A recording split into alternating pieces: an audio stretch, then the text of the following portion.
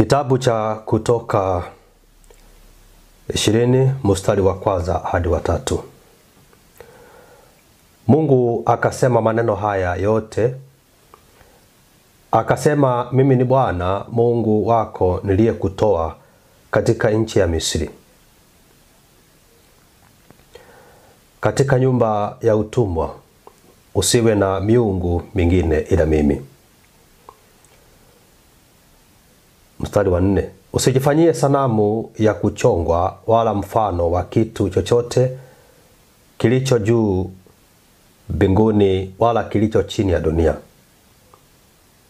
wala kilicho majini chini ya dunia.